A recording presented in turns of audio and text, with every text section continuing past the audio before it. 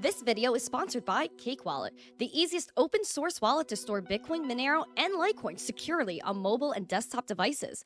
When buying, selling, and exchanging crypto or trading for gift cards, Cake Wallet ensures privacy and security, giving you the keys to your coins. Good morning, everyone, and welcome back to the Daily Zest. I'm your host, Randi Hipper, here today on a lovely Tuesday. Maybe you're going to eat a taco today, and if you do, if you plan on it, which taco do you enjoy? Drop it down in the chat or in the comments below if you're hitting the replay. Guys, it's a beautiful day to be in crypto. It's a beautiful day to be alive. So if you're here, smash these likes, share this stream out with friends, and make sure you comment in that chat and say good morning to me.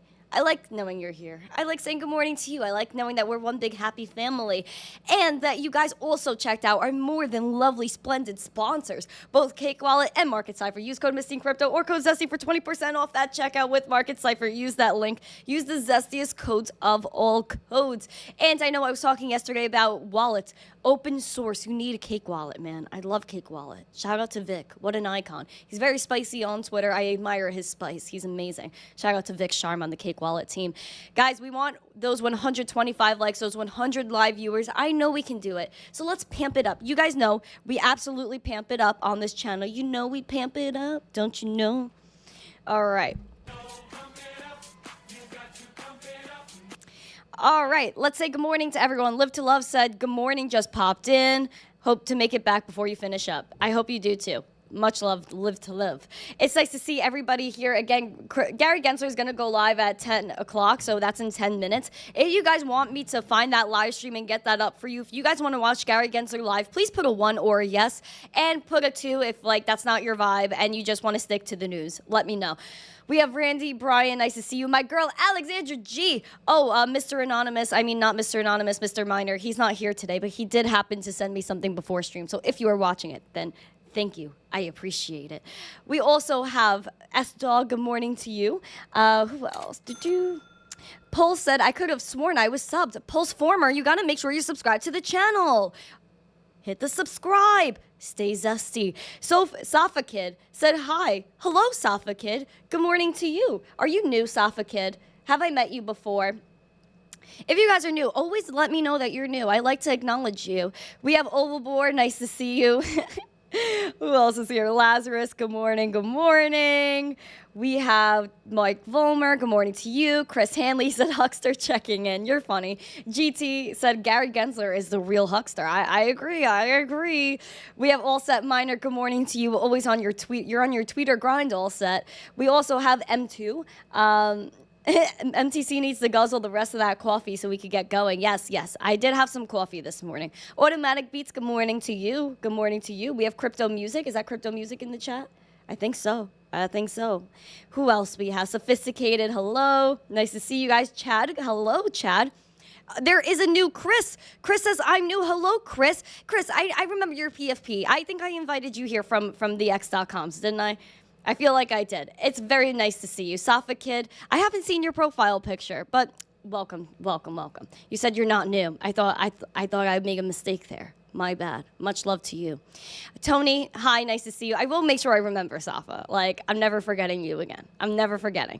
Nabeen said, hello. Hello, Nabin, or Nabeen. I apologize if I mispronounced your name. Antonio, you're trolling, so I'm new here. I know you're not new, you little member Zesty over there. You little Zesty member over there. I think I got everybody. I'm pretty sure I got everybody. And if I didn't, then yell at me in the chat and just say, Randy, you did me dirty and you forgot about me.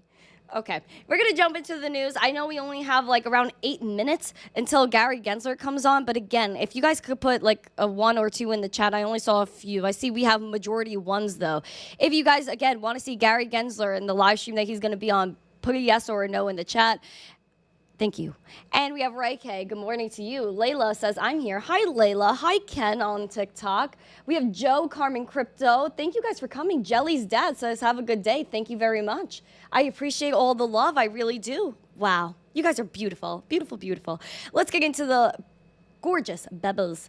Even though there's not much going on there, it's not fantastic here for the week. The day is looking all right. We're having minor pamps today, so we're gonna jump into that in just a moment. As you can see, the hour doesn't look too great, but the overall day, that's more green. That gives us some more hope, right? Haha. Anyway, Let's smash those likes as we talk about our PAMP. We are finally up more than 0.5% today, guys. We are going up. We are up a whole 4.30% for Bitcoin, sitting at $26,219.99 as of this moment. Now, things are getting spicy. Could this be a PAMP before Gary Gensler, the anticipation? Well, as we're seeing here on the daily market ciphers, we're getting a spike in red money flow. So that means we're getting some momentum here in terms of money flow. We have a green dot being printed, and we have some momentum waves. Now, as you guys see, the VWAP is typically when you see some spice. And we're seeing that we're breaking above that zero line right now, and it could mean some bullish momentum and an incoming uptrend. Now, if we take a look at the RSI, we spiked in this bearish territory. It seems like we're heading towards neutral zone. It seems, again, we're heading towards that neutral zone. You could consider this kind of neutral if you wanted to, but it's not crazy. Pretty neutral. If we break above here, we break into this bullish, zested territory. I would love to see it. I would love to see where Bitcoin goes. We are poised for some sort of move, as you guys have been waiting for. It's been absolutely wild. Where yesterday we kind of got a little fearful, my friends. We got fearful. Sideways trading pretty much at 26K for the past 2 weeks. Boring, boring, boring. Then yesterday we kind of broke down from our day open at 25.8. We had a wick low of 24.9, almost touching our resistance point, which was 24.8. Guys, I was nervous about her. I was nervous about 24.8. We ended up closing the day at 25.1. Now we opened the day, obviously 25.1, and we are pamping it the freak up, and we completely bullishly engulfed yesterday's candle, and I hope it remains that way. But do we have the momentum? Do we have the spice, my friends, is my question, to get up to 27.1? Yet again, that means, again, from Bitcoin would have to have a whole 8% day to get to that point, to our resistance point. Can Bitcoin do it? Abso-freaking-lutely! Because Bitcoin is zesty. Bitcoin does whatever she wants. 10% days are nothing for Bitcoin. We used to have $5,000 days with Bitcoin. We used to have a time. I mean, I might be over-exaggerating, but you know what I mean. We used to have a time, 10% days. That's nothing for Bitcoin. So 8% for the total day, 4% more to go. I will, if we get that volume, we get that momentum kicking in, and the bulls defend this level where we don't hit that 24.8, I'd be happy with it. I'd be happy with it. Aiden, thank you for the weights, working out here, pamping it up, pumping iron to pump these markets. Again, we're at $26,250 Bitcoin. She is looking decent today. So we're going to keep watching this chart as Gary Gensler goes live. We also have Ethereum that's above $1,600, which is making me kind of happy. I want $1,700 Ethereum, but I can't be greedy about it. Taking a look at Ethereum here, we have actually a downturn in the money flow. And you would think it's the opposite, but we are not spiking in terms of money flow here on the daily chart. We have the momentum that's still kind of sideways, and the VWAP is trying to head towards that zero line, it seems. Seems like it's making a nice move upward, so I would like to see where that ends up today. The RSI here was in that oversold territory just yesterday and is having a really nice spike up. And again, when you're in this oversold territory below this 30 line, that could indicate an incoming uptrend as well, which we kind of saw play out here. We started off the day here at 1550 Ethereum. Now we're at 1607. We had a high today of 1626. Could this be the end of the pimp? I really hope not. I would like to end the day bullishly engulfing the bearish candle from yesterday and possibly heading up to that $1,700 Ethereum. We're not that far away. It's just we're so used to not even moving in price action that when we go up 3-4%, it's like we're throwing a whole party out here. I get it, guys. We want some zest. We want some spice. So we're going to get after it, and hopefully the bulls can step in right now. That's what we need. That's what we want. Bitcoin freedom, thank you for the rose. I appreciate it. We also have Litecoin that's $60.69. Up 3.14%. Now Litecoin, I need that screaming sound right now. It's very accurate, because you look at that money flow. Yes, man. It is not spiking up like Bitcoin. It's actually dipping a little bit like Ethereum. Momentum is sideways as well, and the VWAP looks like it's making a confident move up. Now let's take a look at the RSI while we're Gandering here. The RSI was oversold yesterday, just like Ethereum. And when, again, you're oversold, could indicate an incoming uptrend. And we pamped it up. And we had a nice spike with the RSI, which is very interesting as well. Yesterday, we started off at $61, closed the day at 58, had a wick low of 57. We opened the day, of course, at $58.82, pamped it up, and we still didn't bullishly engulf yesterday's candle. That's what I would like to see. It is currently nap time for Litecoin investors or Litecoin observers, I guess I should say, because, listen, Litecoin is very zesty. If it wants to go up 30% in one day like it did here, it absolutely can. So, listen, man. It could go either way. Have that bullish and a bearish case scenario. All I know is that I'm not sleeping on sound money. I am not, especially thanks to people like Mr. Miner. Now, we have Dogecoin that's just above 6 cents today, and I'm worried about her because she's under 6.5 cents, and it seems like she really can't get above that. We have that red money flow that spiked down VWAP, trying to spike maybe back upwards, actually, but sideways momentum. I'm a little nervous for her. I'm a little nervous for Dogecoin. We had that spike in RSI, too, that looks kind of similar to Ethereum and Litecoin. Very interesting. We'll see how that goes. It's still in that bearish, weird territory. Guys, this is getting very, very interesting. And Crypto Music said this is the worst time to look at the crypto market. I understand, man. I understand. It's very hard to look at the market right now because it's sideways. We're barely doing anything. It's freaking lame. I understand. But this is when you keep calm, you hog along, and if you choose to not look at the charts, but you still want to accumulate, you could dollar cost average, which means buying daily, weekly, monthly, yearly. That's all up to you, but making sure that you could accumulate without looking at those charts. We also, Bitcoin Free the People, who sent me weights, music, the golden trumpet, a panda, and GG. Thank you for all of those beautiful items. I very much appreciate you very much. When the market is down, it's time to buy. You know what they say, when there's blood in the streets, that's when you should be out there. Whoop, whoop. Listen. Make your own decisions. I'm not telling you when to buy. I'm not telling you when to sell. I'm just giving you the information. You guys do your own research and decide what you want to do, and it's all according to the person. Not everyone can afford to even hold their Bitcoin or hold, whatever, and they maybe have to spend it as currency. This is things that we have to do in our lives. Yeah, Crimson, he's got his little scream going in the chat. Overborsa loves me some street blood. Well, what else is screaming? The bank stocks. The banks are absolutely wrecked. I mean, listen, you guys could look at pretty much any bank stock, and she's not doing well. Like you could look at any basic bank stock, like PacWest. PacWest was gonna get acquired by another bank that was smaller than them, and it's just been a complete disaster throughout the whole year. Year to date, PacWest is down 64%. That is absolutely wild. And you know who's also saying, hey, man, maybe you shouldn't buy a bank stock? None other than who you wouldn't expect. Jamie Dimon from JP Morgan said he wouldn't be a big buyer of banks and sounds the alarm on the economy. Here's some quick bullet points here. Thank you for subscribing, my friend. Jamie Dimon criticized the capital rules on lenders as a downside for economic growth. He also cited other pressures such as fiscal deficits and monetary policy, and he said, to say the consumer is strong today, meaning you are going to have a booming environment for years, is a huge mistake. He said, I wouldn't be a big buyer of the bank. He said there was the whole controversy about why he said that. He said, while consistent disinflation and a strong labor market have helped Wall Street warm up hopes for a soft landing scenario, he's been consistently bearish and names a slew of headwinds that could capsize today's economic trajectory. He said there could be quantitative tightening in the campaign and increasing reliance on fiscal deficits, and he said there's a false sense of security. The whole thing, the whole banking system is a false sense of security.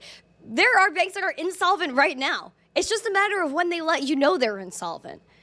Like I said, that Kansas bank, the 5th bank failure of the year, no one even talked about it. They were just insolvent one day and said, hey, it's just an isolated incident, you're beat. Now another bank's going to acquire us. This isn't normal. And it's also not normal for something like First Republic to just disappear, get acquired by JP Morgan when JP Morgan wasn't really supposed to own First Republic Bank, and the biggest bank just got bigger. So even JP Morgan, he's like, I'm not buying banks. I'm out of here. Honestly, I wouldn't touch these things either. I don't trust stocks, one. And I don't trust the banks, too. So it's just a double whammy for me at the end of the day. Just a double whammy.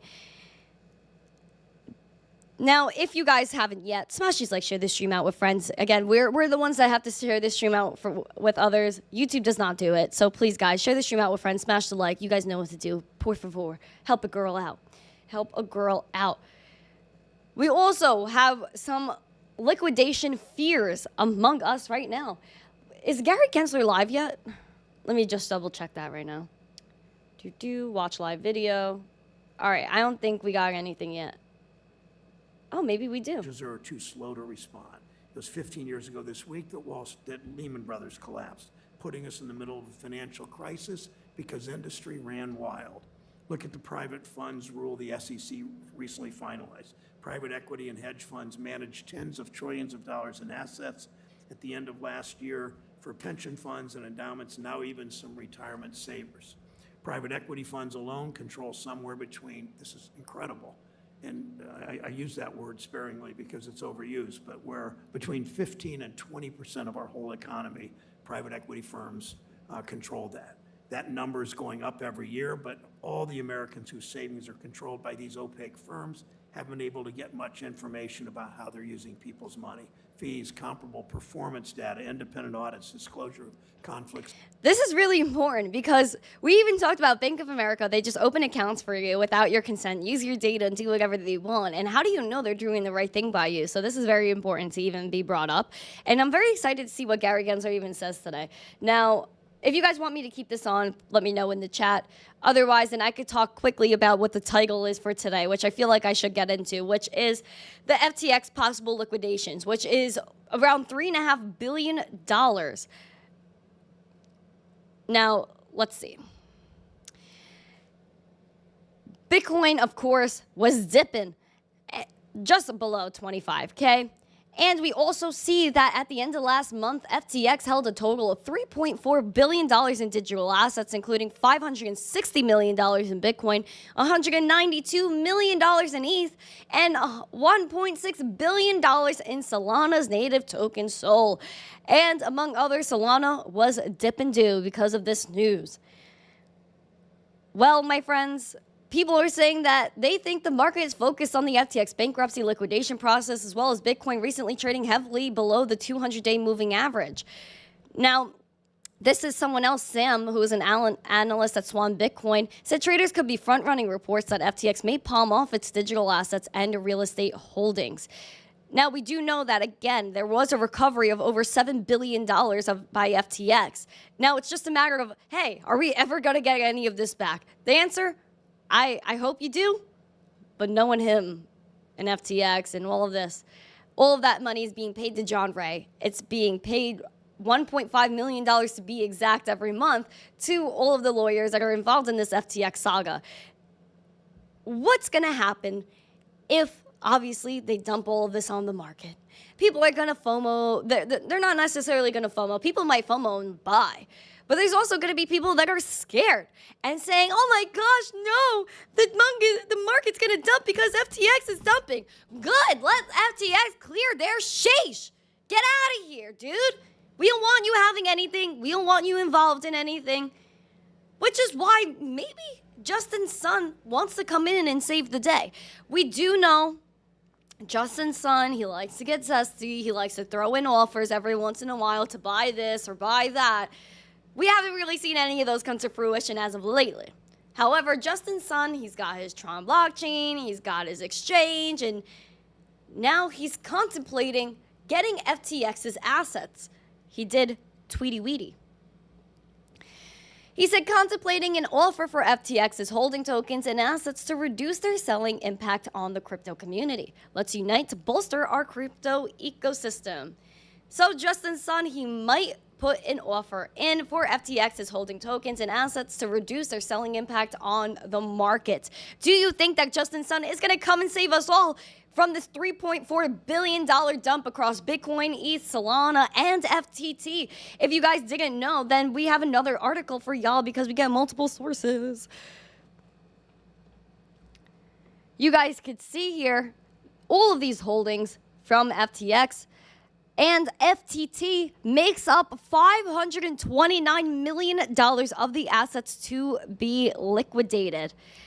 There's also Aptos, Dogecoin, Polygon, Matic, XRP, and even more that are involved. There's Bit, there's Ton Token, there's the stable coins like Tether and things like that that they still have to liquidate. Solana, of course, was their biggest holding, which is why a lot of people are, of course, skeptical of Solana and everything that's going on there. I'm just checking in on the Gary Gensler live. This guy is still talking. This guy is still talking. So we're going to check in a little bit on that. Meanwhile, I do have some news to share. There are some beautiful people in here. Oh, I see a lot of you guys are talking about the red lipstick in the chat. Yes, and I did say Tweety Weety. Yes, I did. I'm happy you guys like the red lipstick. If you guys like the red lipstick thing, let me know in the chat. Put a yes or a no. Right now, we're going to hear from the PayPal CEO. He wants to turn Bitcoin into a global payment network and said that basically there's no universal way for people to send money right now. If you think about it from a bank, you got to have an account number, a routing number.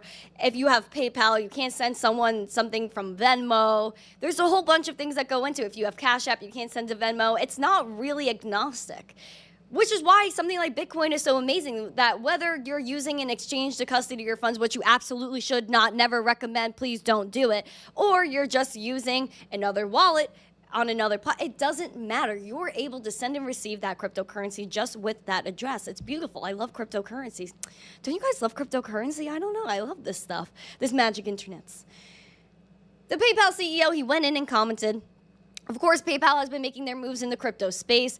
They have a lot of different partnerships right now, whether that's with MetaMask, which I'm also very skeptical about, and their stablecoin, which is built on top of Ethereum. It is called PayPal USD. If you guys want to go on PayPal, you could go and look it up right now. You could pay with things for it, along with other cryptocurrencies on the app, which include Bitcoin, Litecoin, Ethereum, Bitcoin Cash. You could exchange or convert for other cryptocurrencies in the app, or simply transfer to a friend or send to an external wallet.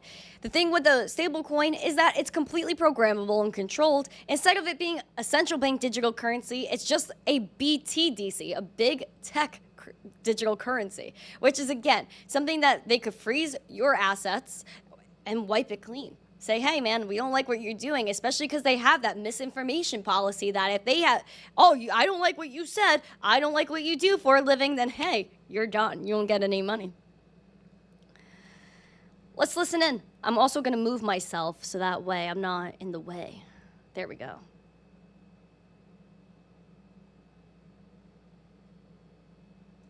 We're just saying the state of fintech and the state of payments and I'm giving this a refresh. I'm not going to do this to you guys. Like, I'm literally just going to refresh.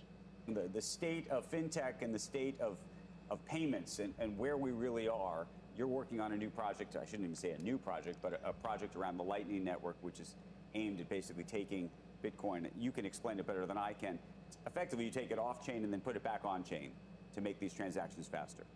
Yes, actually what we're trying to do is turn Bitcoin into a real payment, global payment network, because we have many tourists walking right outside of the studio right now. If you were to stop one of them and wanting to communicate with them, you could ask them for an email address and you can email them easily the next minute. You could text them, you could add them to a group video chat, you can do all of these things. But if you were to send them money, if they were not a US citizen here in the US using one of the same fintech apps you're using, then you wouldn't be able to do that. And so we're still in the fax era of global payments, and that's what we're attempting to solve.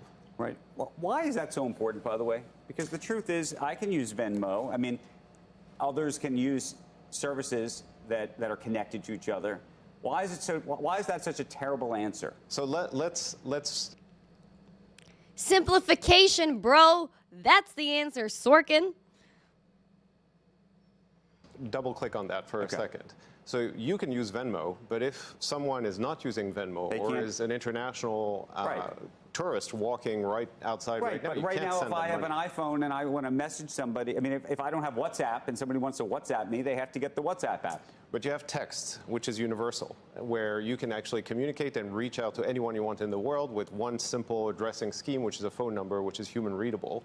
And you can't do that with money. There's no universal protocol for money on the internet that actually enables value to be transported through the internet. So if you were to want to send money to one of these people, you would probably need to ask them for a bank account number. The bank account number would be... Exactly. Now we're going to move on here.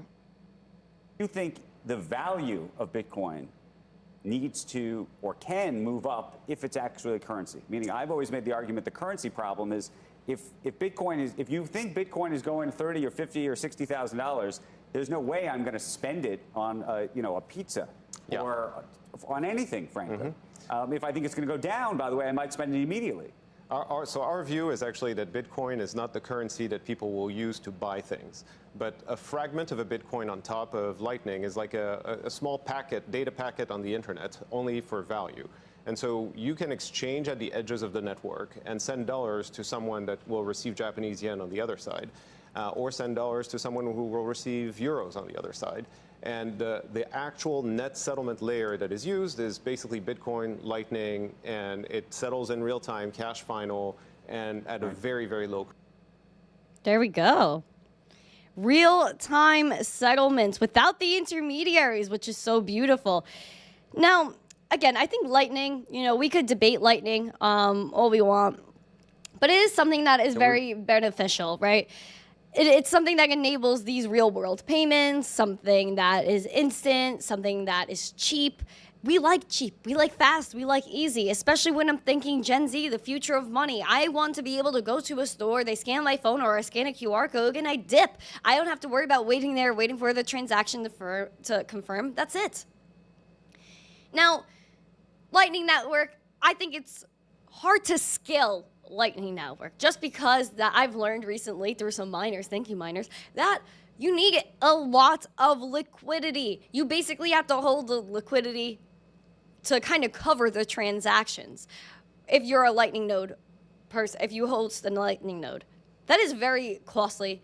That's very difficult for the average person to do. Now, I see how PayPal could say, hey, we're going to run our own Lightning nodes. We'll have the liquidity on deck to be able to cover the transactions. Okay, I get it. We do know that Bitcoin main chain is very difficult to transact with because of the fees, the gas fees. It could price out a lot of people, and because it's a little bit slow, which is why Lightning Network is a thing and is why Litecoin is also a thing. So Bitcoin, yes, like the PayPal CEO said, maybe it's not going to be used for everyday purchases all the time, but for right now, I think it's definitely an option while it's still kind of smaller. Down the road, it could be looked at as more of a store of value, something that's moved once in a while, and you're going to have your other altcoins for that payment mechanism, which could be Litecoin as well, because it's actually faster and way cheaper than Bitcoin. PayPal is also continuing on their things where they're working on a crypto for USD conversion service. So we also have an on-ramp service that allows customers to buy crypto, but they're also launching an off-ramp so users can seamlessly convert digital currency into dollars. They said by adding off-ramps, crypto wallet users in the U.S. can convert their crypto and USD directly from their wallets to their PayPal balance so they could shop, send, save, or transfer to their bank or debit card. So they want to become probably a one-stop shop here. They said Web3 merchants could use the integration to connect to robust security controls and tools for fraud management, chargebacks, and disputes. They have a ton of initiatives here. Again, they have their PayPal stablecoin. They have a bunch of things going on here with PayPal, including their exchange service, I guess, where you could just go and convert your US dollars for a cryptocurrency. Again, those include Bitcoin, Litecoin, Ethereum, Bitcoin Cash, and now PayPal USD, which is basically a BTDC, a big tech digital currency, where they just program it could wipe your slate clean, freeze your assets, do whatever they really want with the thing. You can also connect your MetaMask wallet as well, which is very scary. I probably wouldn't do that just for the sake of giving up your digital identity and connecting it to things. You always have to be very skeptical of that. If anything, use a burner wallet. You also have, again, this new off-ramp that they want to do where you can, again, sell your cryptocurrency for USD directly from their wallets to your PayPal balance. So that way you could shop or save, send, or do whatever you want with your money as long as you follow their misinformation policy and they don't shut down your account. Go PayPal! Woo! Kevin, thank you for the rose. I appreciate it. I appreciate it. We're going to look at the hearing. Gary Gensler, what's he saying right now? Tony details those efforts.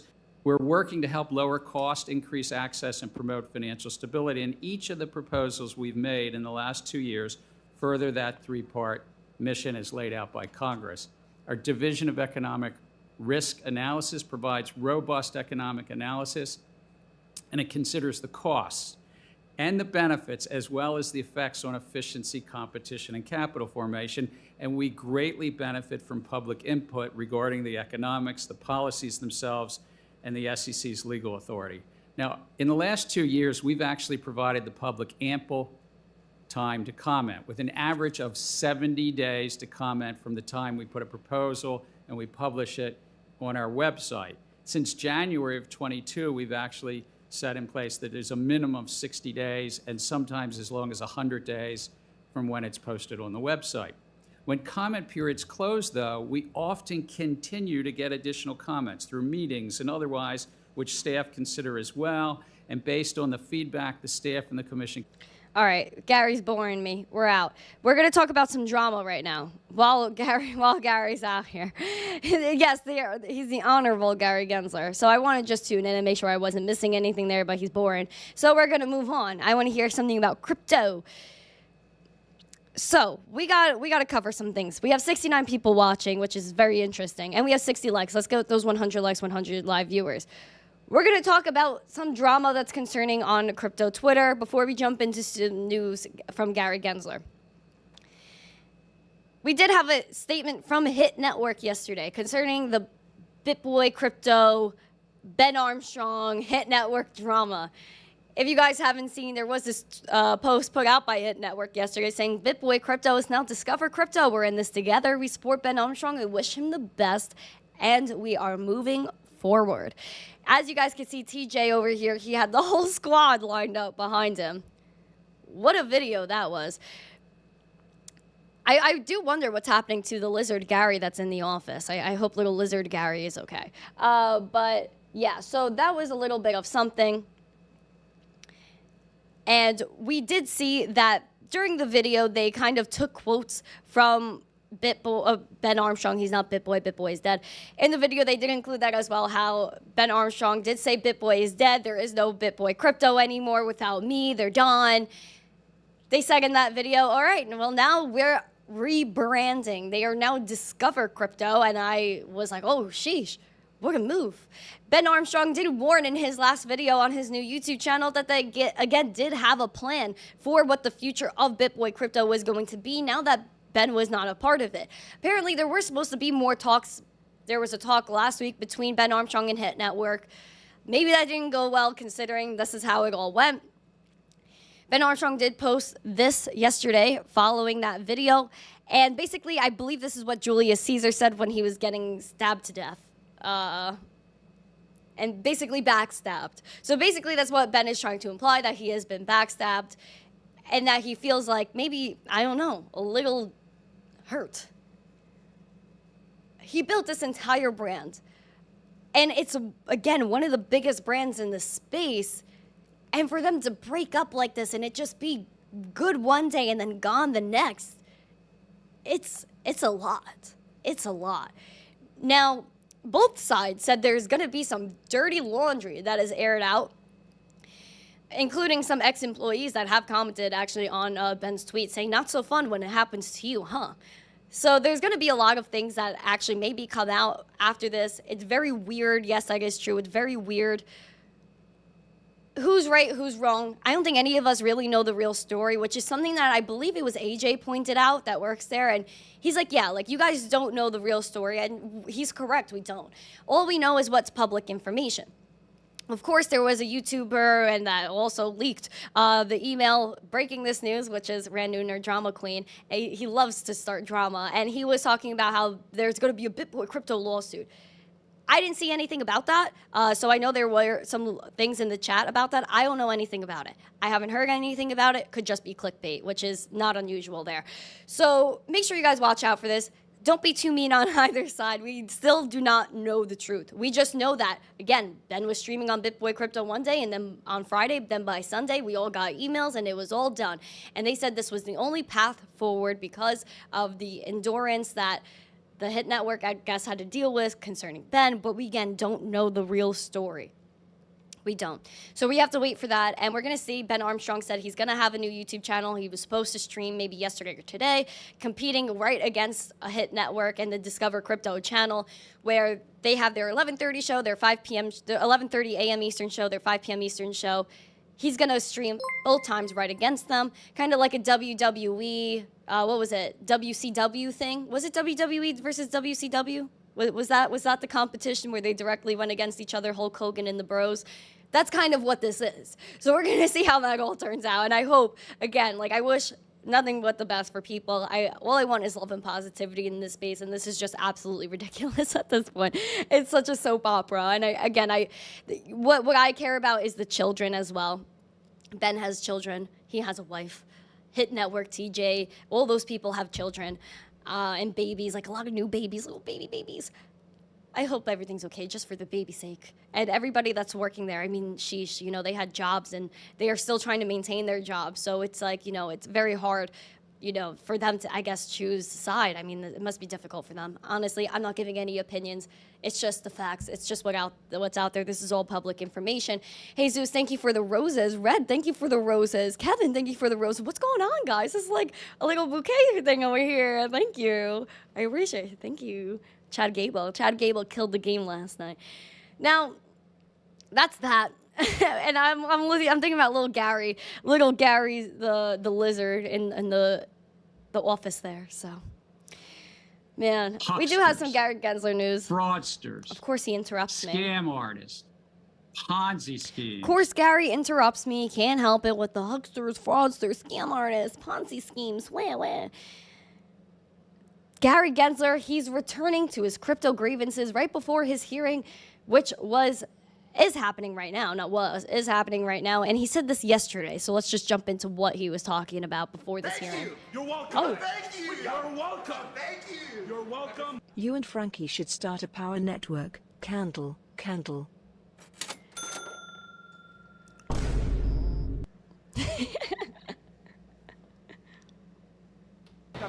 Oh, now we gotta go?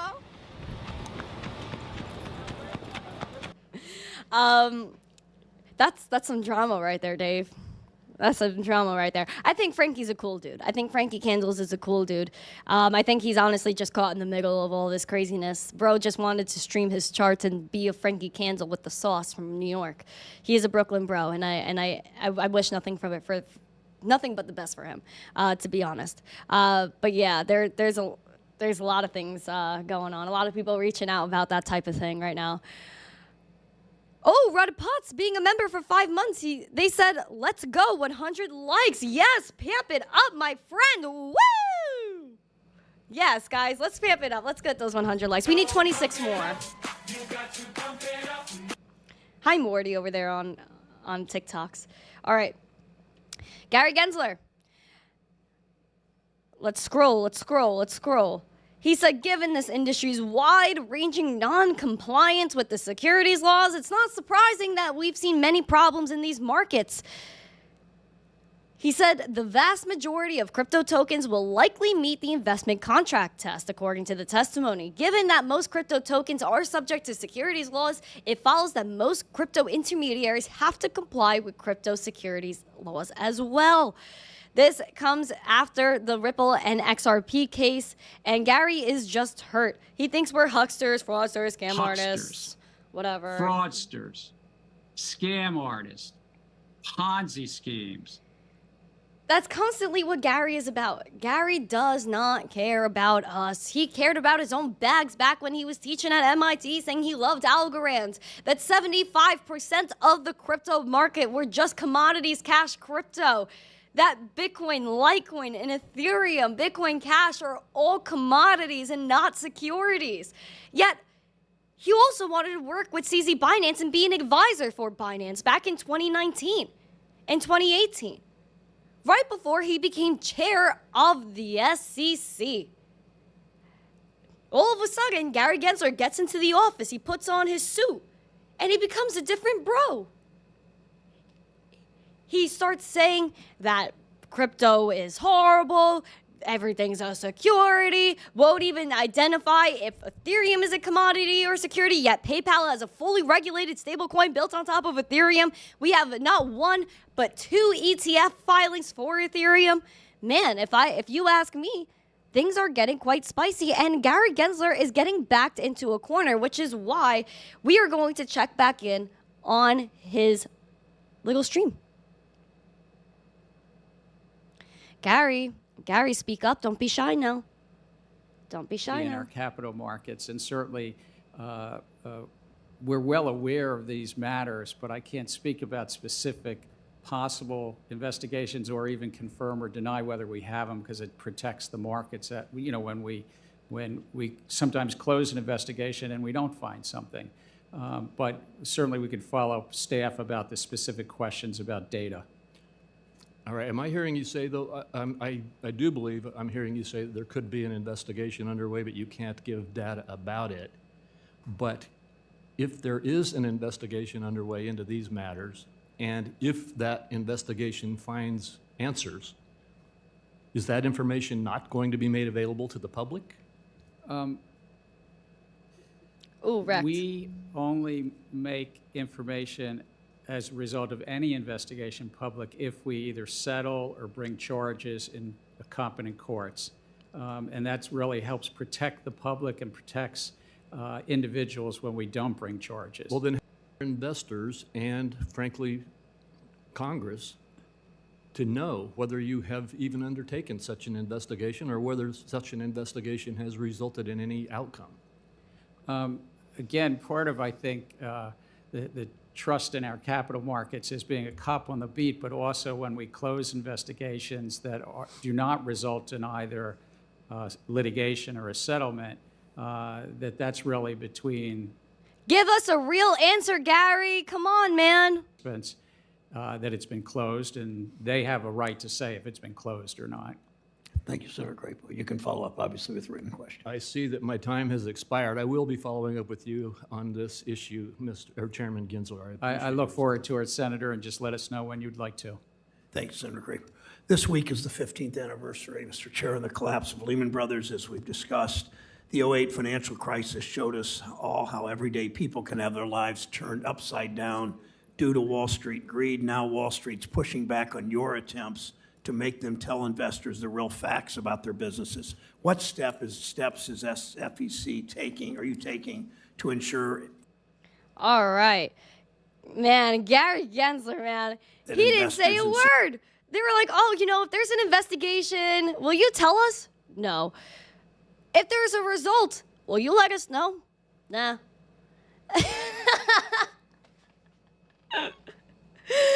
Oh my gosh.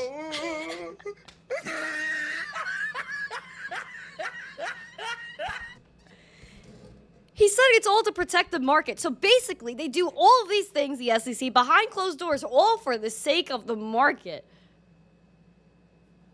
So is any of this going to be brought public? Probably not. There's a bunch of things that Gary Gensler does behind closed doors, including meeting with Sam Bankman-Fried, which is why someone like Hester Pierce is saying that the U.S. government needs to remember who it represents, which is absolutely true.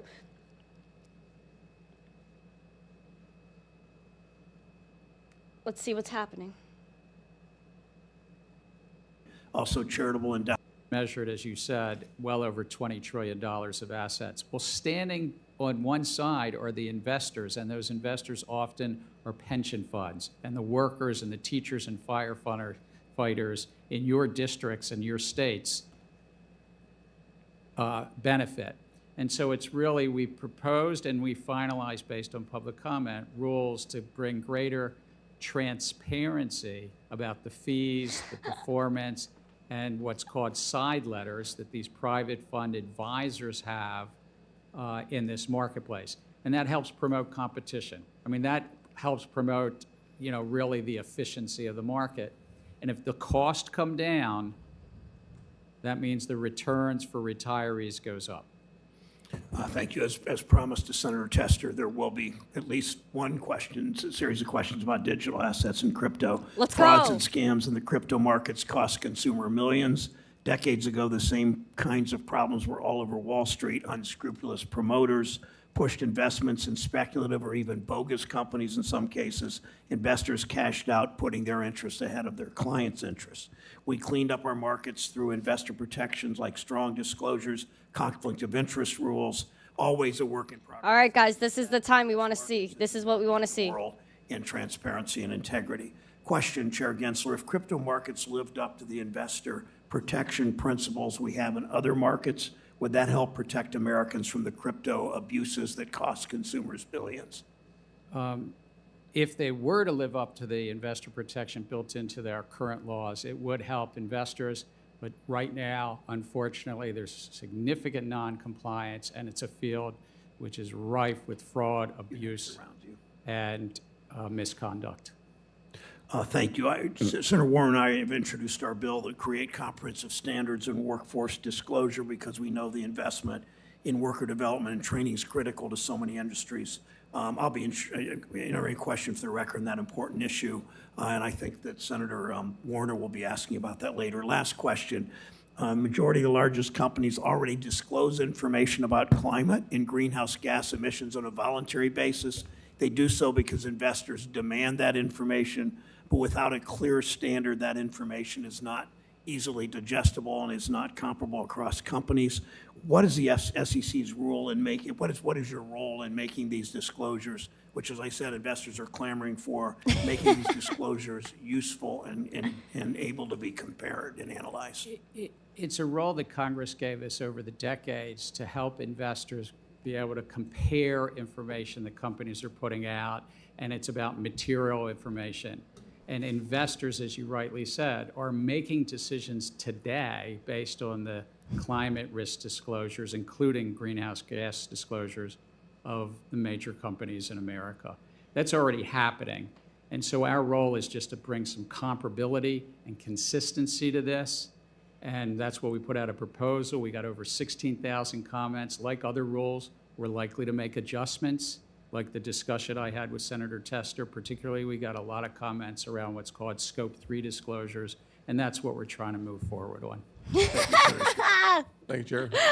You and I had a discussion about the importance of being responsive, especially to the minority, and I want to have that conversation with you. But before we get there, I do want to ask a couple questions that I think are relevant. Chairman, in April, Chairman McHenry and I sent you a letter regarding your proposal impacting mutual funds and retirement savings. We expressed our concerns with the inherent unfairness of creating a two-tiered market. Okay, so they're not talking about crypto at this moment, so let's take a break. Oh my gosh, I even got lipstick on me because I was like losing my nougat a little bit. So he just said, which I also just put out on the X.com, he said that cryptocurrency is rife with fraud, abuse, and misconduct. Oh my gosh, Gary, please save me. Gary, what? Hucksters, fraudsters, scam artists, Ponzi schemes. Gary, I'm scared. Please help me from the dangerous crypto space, even though people like Nancy Pelosi insider trade and they all make millions and billions of dollars off of insider trading the market, and they're all government officials, and now us little people, we can't even buy Bitcoin and get involved in a new technology because you said it's bad, even though it's not. I'm emotional. What the actual sheesh, man. This is wild to me. Absolutely wild. Am I shocked? No. Am I so sick of this? Yeah. Gary Gensler needs to step up. I'm losing my Oh, we're checking in.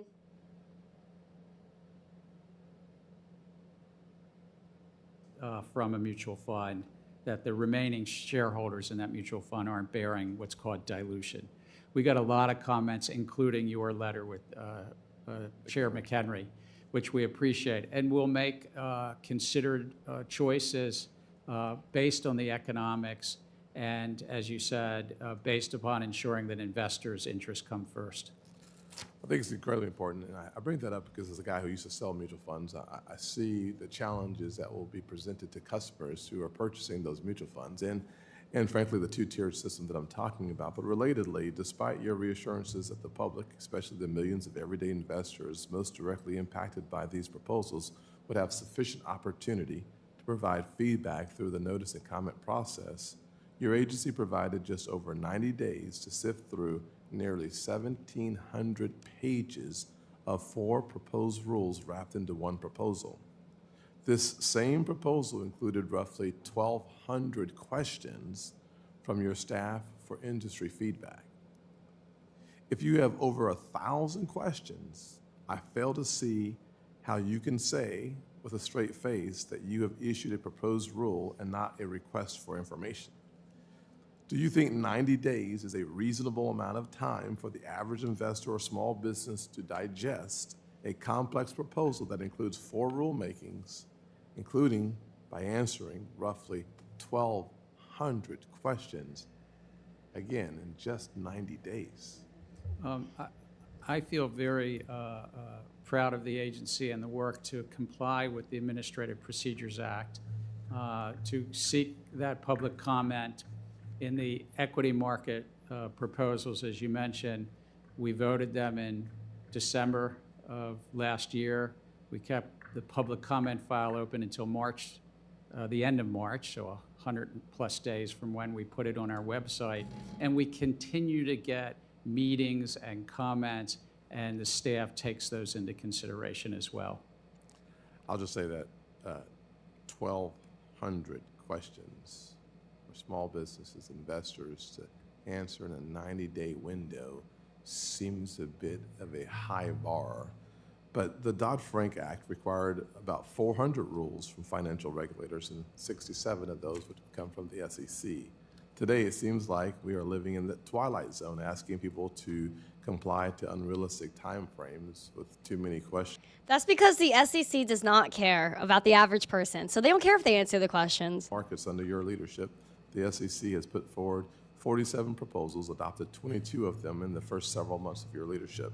What's even more troubling is these rules stand to completely change our capital market structure, which benefits the average investor more today than at any other point in history.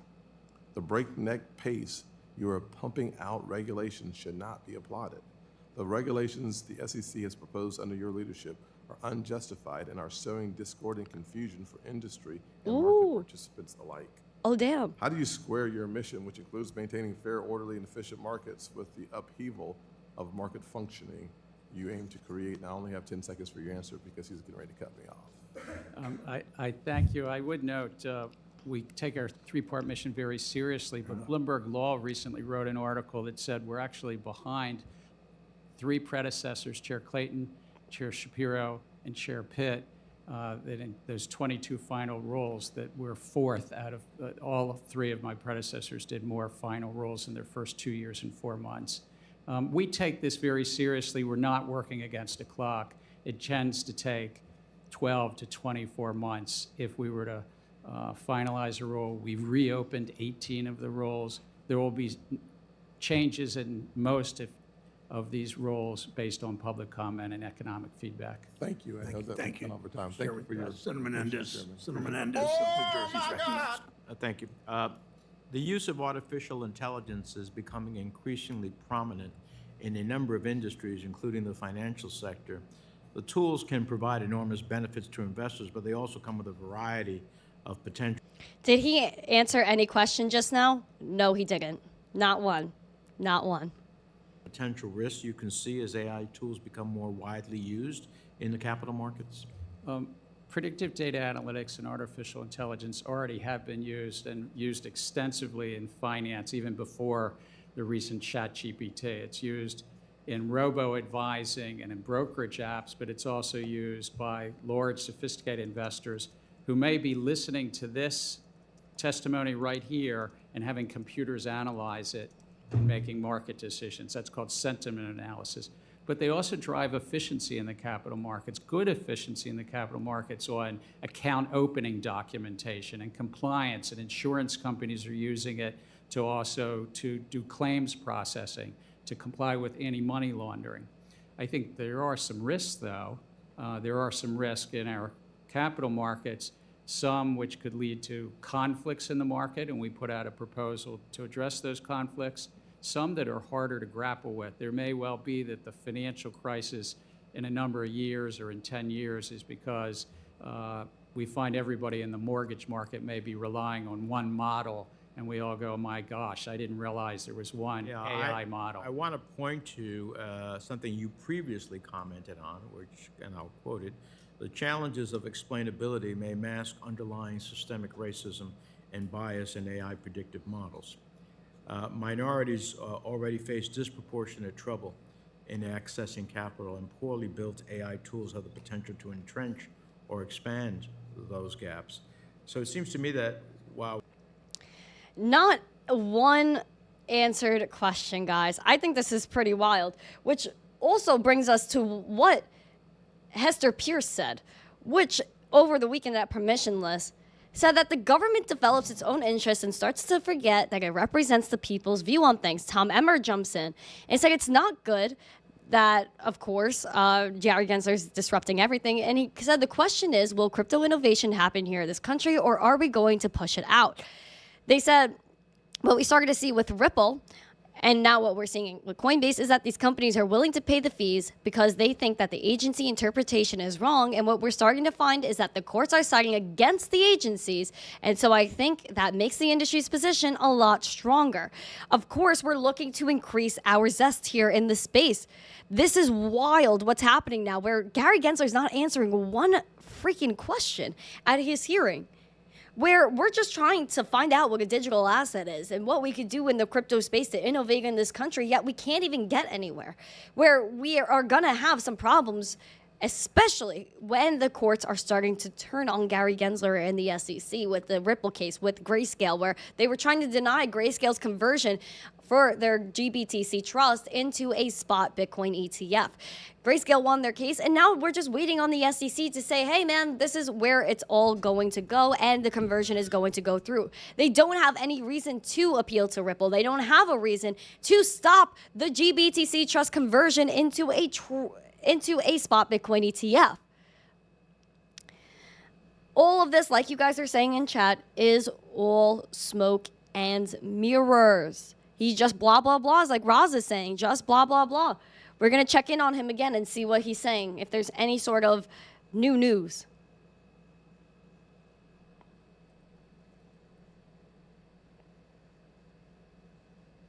Oh. Thank you, Ricky. I appreciate the $2 super chat. You didn't even say anything. Thank you. I appreciate that. It's very nice of you, Ricky. Oh, shoot. Where's my stream?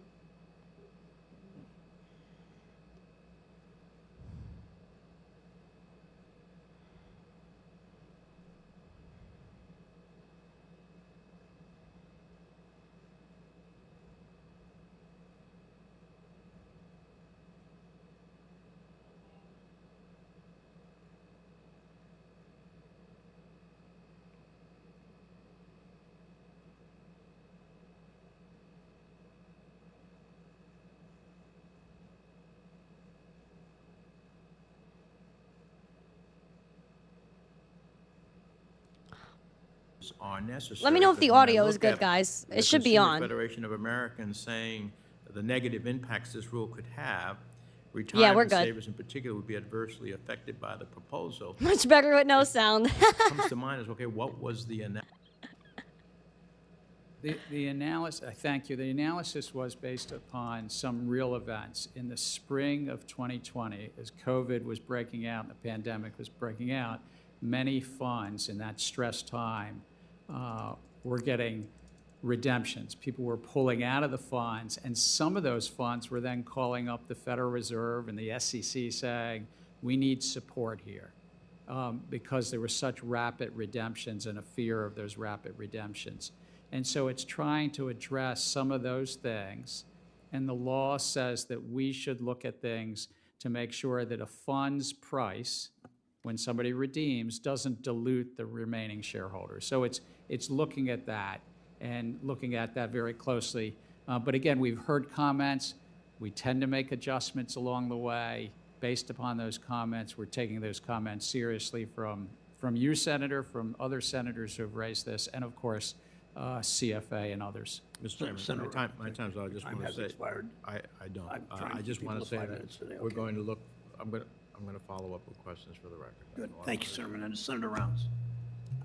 Thank you, Mr. Chairman. Chairman Gensler, it's been a while since we've had an opportunity to visit with you. I don't send a lot of letters to you, and when I do, I try to make them as precise and clear as possible. We did send a letter on May 10th of this year along with a number of other members, and in it we asked for 3 specific items. We received a response back on one with a chart detailing rules that were being promulgated, but no response to our other 2 requests. Like I say, I don't ask for a lot of different items, but I really do expect that when we do ask a letter that we get an appropriate response back.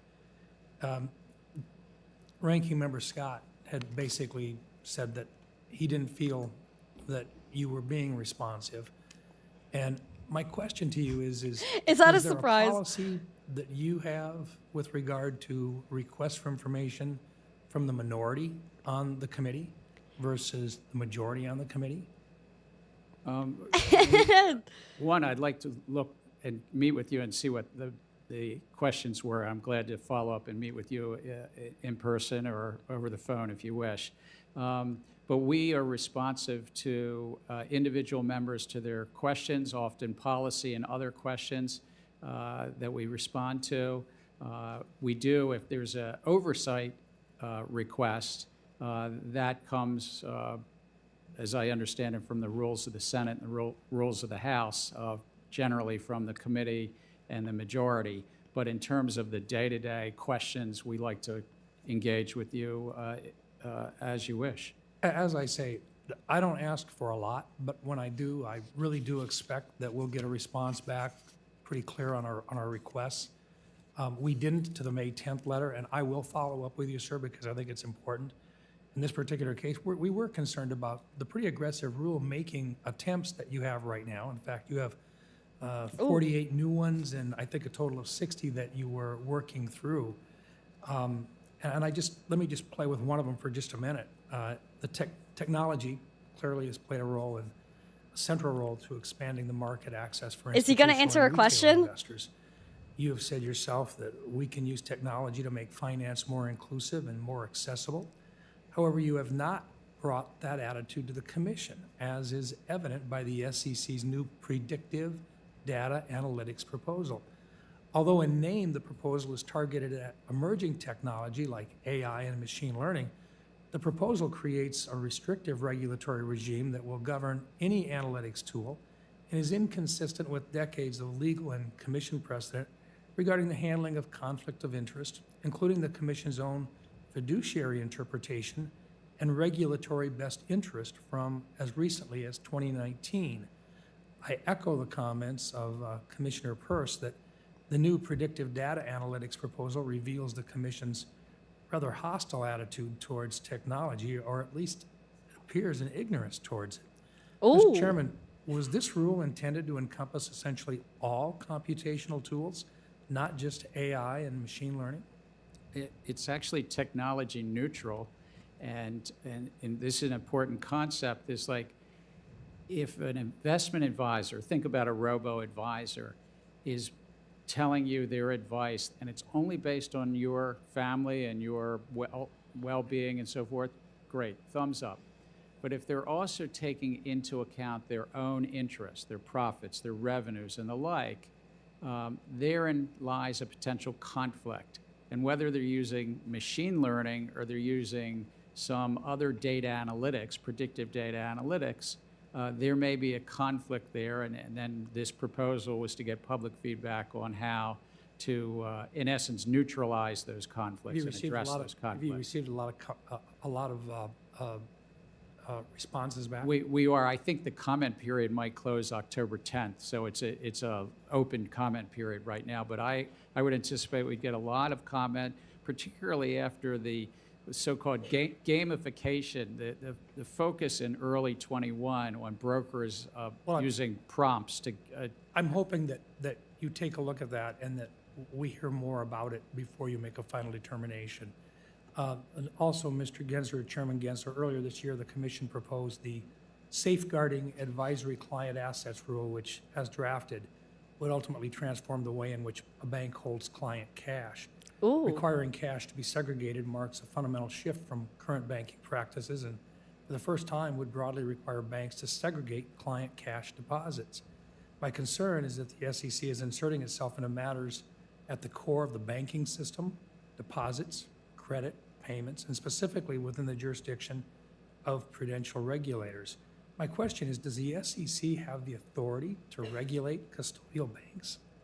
Oh, we put out a proposal that's actually based upon new authority that Congress gave us in 2010 about the assets held, investment advisors and their custodial assets. And so that's why we were updating this. And for decades, we've had prior authorities. Answer the question. To your question around qualified custodians, can be banks, they can be broker-dealers, they could be something called futures commission merchants, they can be at the federal level, they can also be at the state level. But Jen, we have a role to say what is required of those custodial arrangements so that the investment advisor is not, losing, using, or misusing a client's assets. Well, Mr. Chairman, my time has expired, but I will follow up with some additional questions for the record, specifically on this particular issue. I look forward to. What about the banks and how they misappropriate people's funds every single day and use your credit card information or open credit card accounts without your consent? I'm going to follow up on the conversation you're having with Senator Monero. Party popper, go Gary go, party face, get those fraudsters, porksters. Hey, Three Diglets, thank you for the $10, man. Appreciate it. It is on artificial intelligence to disclose their use of AI in other areas. Man, this is wild what's going on. It's a very good question. It's an emerging technology. And while we don't. So they're covering AI and things like that, which, of course, is something we expect. Guys, we need 10 more likes for 100 likes. We're going to get after it. Thank you again, Three Diglets. He's like, thank you. I love that. I literally love that. Literally, listen, we have some problems with Garrett Gensler. He's not answering any questions. They're asking him, hey, what about banks? Are we going to track where they put clients' funds? Or are we going to know what they're doing with people's money? And essentially, he didn't answer the question. What are banks doing with your money? We already know Bank of America is double dipping in fees. They just paid $250 million in fines for, again, double dipping in fees. Opening credit card accounts with your information, with your data that you trust them with, along with your money without your consent. There's banks like Green Dot Bank where you wake up and, hey, man, we just don't have your money. When this is a bank that's known for helping people that live paycheck to paycheck. Just shut down their accounts. They don't need their money. No problem. M&T Bank, another bank that literally had a global security breach where they said, hey, none of your information is really leaked, but make sure you watch out for your accounts, make sure they're safe. None of it makes sense. The 5th bank failure of the year. A bank just became insolvent due to an isolated incident. We don't get the answers. We never get our answers. We just get slammed. We just have to pay the consequence where we wake up and our money's not there and we all of a sudden have to figure out, well, what am I going to do now? Very sad. It's very, very sad. I mean, I'm not sure how long this this hearing is going to go, but we're going to make sure we continue tuning in.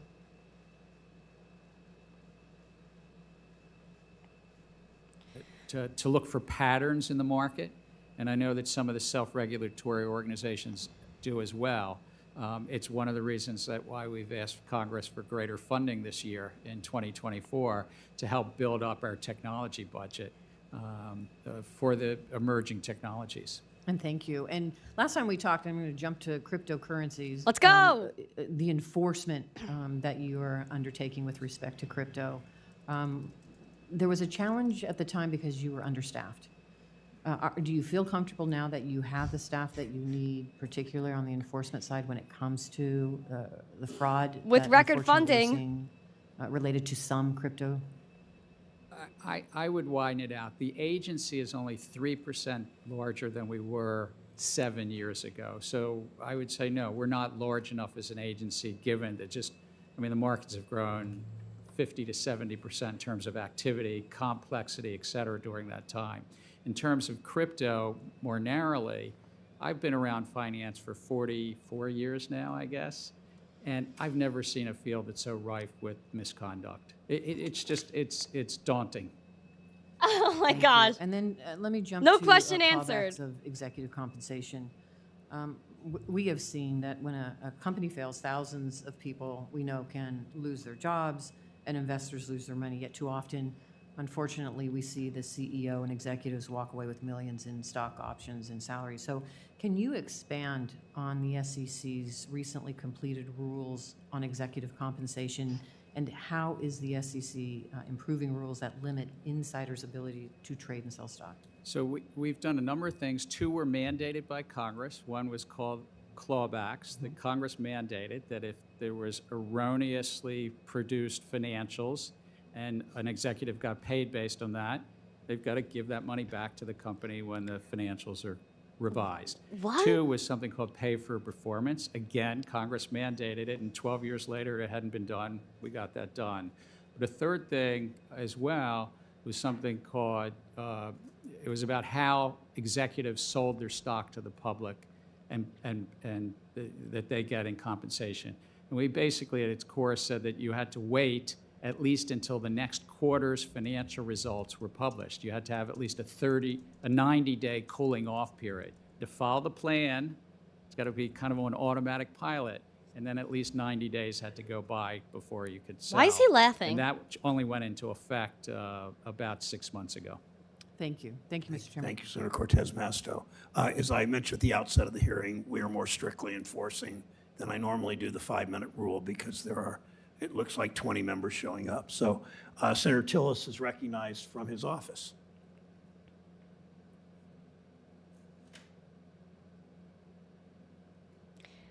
What about the banks and their illicit activity? They said that crypto's so rife with fraud. What do you mean? When everything is transparent in crypto and every single thing that has gone wrong, everyone has seen. This is ridiculous. But the banks, you don't got to worry. What about all the executives at Silicon Valley Bank that cashed out millions of dollars right before the collapse? What happened to them? Don't they have to get clawed back? That, in my judgment, was not responsive to the questions. I want to ask you a few here now. One, does the SEC's analysis on each of the 4 rules contemplate the interlocking nature of the rules? Senator Tillis, just because you may not have been on audio at the beginning, which rules, just so I can understand? We're talking about regulation best execution, order completion rule, minimum pricing increments, and disclosure of order execution information. Thank you. Each of the proposals have a robust economic analysis that speak to each of those individual matters. One, which was disclosure, as you mentioned. One, which is the agency itself adopting a best execution rule. One, updating the market structure. I understand the and so each of those individual- individually address the economics of each of them. Individually, but are you saying there's no valid, there's no reason to actually understand the interlocking nature of them? I mean, if you're analyzing down a stovepipe, but are you really doing the kind of analysis to understand how they're going to work in tandem as they get promulgated? So there's 2 other things that we do. It's a very good question. One is we do ask questions about that, and we receive a lot of comments. But secondly, if we were to finalize any one of those 4 rules, and we do this on other rules as well, We then incorporate that in what's called the economic baseline. Every one of our economic analyses, as one of its tenets, has a baseline. So if we were to finalize one of these rules prior to others, then we incorporate that in the economic analysis. Oh, blah, Gary. Okay, I'm going to submit a couple of questions for the record, but I just wanted to say that the response was a bit disappointing. It more or less referred us back to the SEC website. But I want to touch on something that Senator Rounds asked about, and it's the safeguarding advisory client assets rulemaking.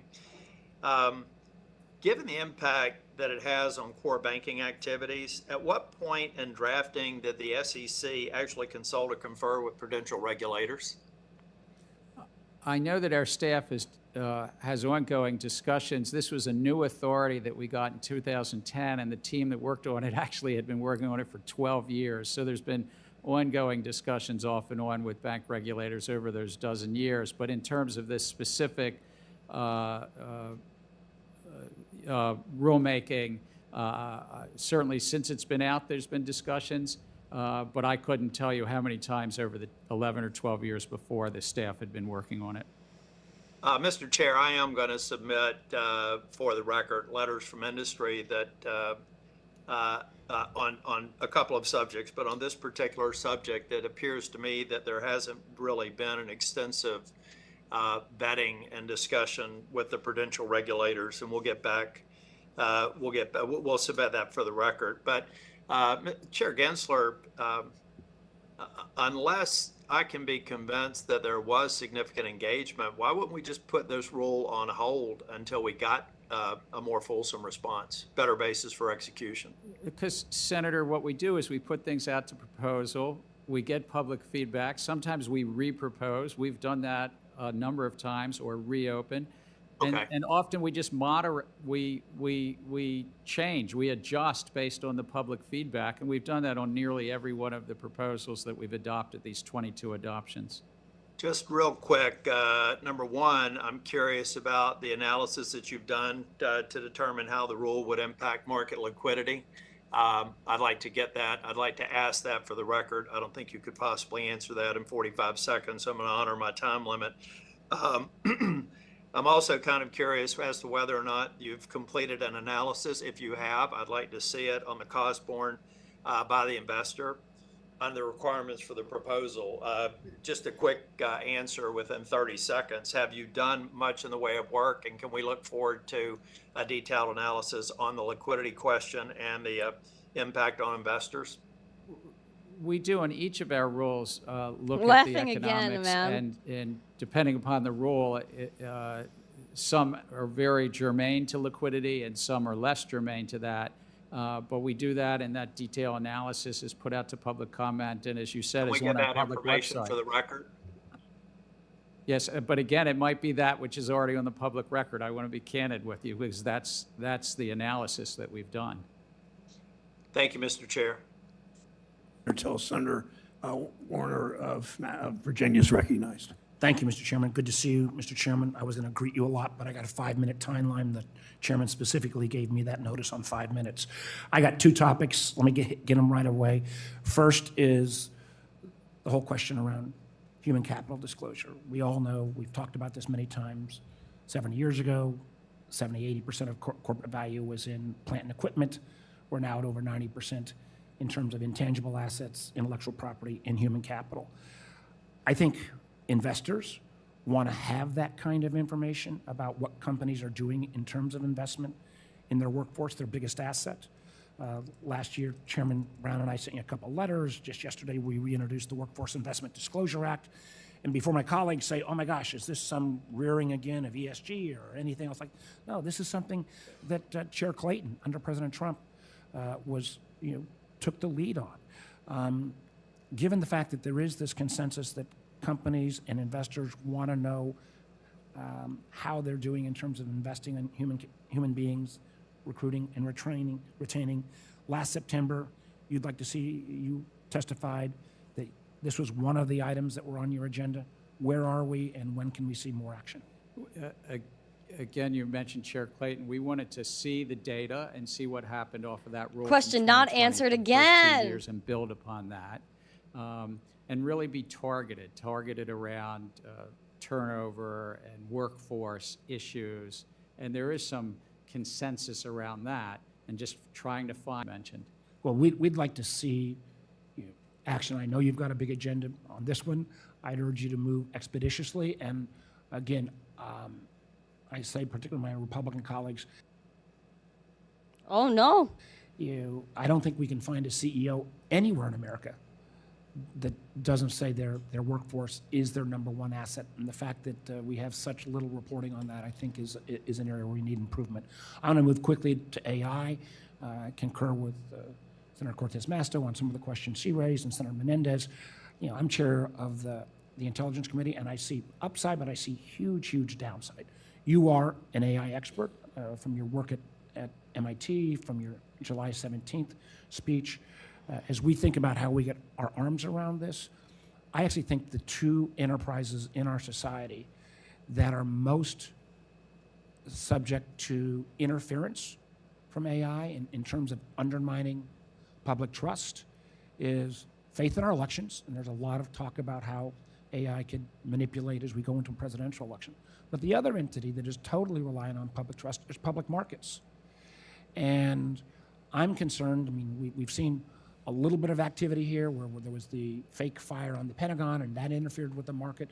I'm candidly surprised that we've not seen a lot more interference in Fortune 200 to 500 companies, not only in terms of deep fakes, but AI tools that might generate false complaints about products or, frankly, false filings in terms of regulatory entities. How, in the minute and 30 seconds you've got left, how are you thinking about making sure that our public markets and the trust in those markets are not undermined by the rise of AI across the board? You're absolutely right. Fraud is fraud, and if you're using AI and you're doing deep fakes in the market, that's a real risk to the markets. And I think that we have good laws, but these new technologies will challenge those laws. And we look forward, if you're thinking about legislation, to work with you on that. But I do think that deception is deception, and I wouldn't let anybody tell you that there's no human behind the algorithm. There's still some human behind the algorithm that's setting the broad hyper parameters. These are the top level. What's the algorithm training on? I would note that there was a deep fake on little old me that I had resigned that was put out in the middle of the summer. And I guess somebody was trying to influence stock market prices or crypto prices one way or the other. And my comm shop had to quickly say no, and that was the Well, the fact that you're a highly public figure, but those Fortune 200 to 500 companies, and I hope, I'm surprised there's not been more. I agree deception is deception, but I hope as we think about this that we not only go after the generator of the algorithm, but we also realize that the distribution model, particularly if it's coming out of a large language model, we cannot repeat the mistakes we made in social media with the 230 get out of jail. Thank you. Senator Haggerty of Tennessee is recognized. Let's get some crypto. Thank you, Mr. Chairman. Welcome, Chair Gensler. In your prepared testimony, you referenced look his face. novel authorities that granted to the SEC by Dodd-Frank, as you claim, and I'd like to start my comments by briefly addressing some of those before I get into the questions. In several of the recent proposed rules that have been put forth by the SEC, notably the private fund advisors and the predictive data analytics rules, your claimed authority is based on what I view as a very tortured interpretation of Section 913 of Dodd-Frank.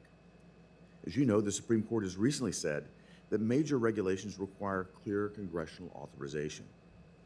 Yet Section 913G, the provision that you rely most heavily upon, provides very limited authority to regulate in this space, not blanket authority for the SEC to ignore all the other binding language of the law and completely rewrite the standard of care for broker-dealers and for investment advisors. If Congress really wanted to grant unlimited authority to the SEC, do you think it would have put such an expansive power in a subsection titled Other Matters and buried it in a provision that discussed standards for providing personalized investment advice to retail investors? That's clearly not the case. Basically, any law can be distorted by reading a single section in isolation. For example, in the predictive data analytics rule, the SEC defines a conflict of interest as any interest of the firm. In addition to adhering to an overly literal reading of the law, you also conveniently ignore its clear limitations, which are obviously intended to confine the SEC's authority to, quote, certain sales practices and conflicts.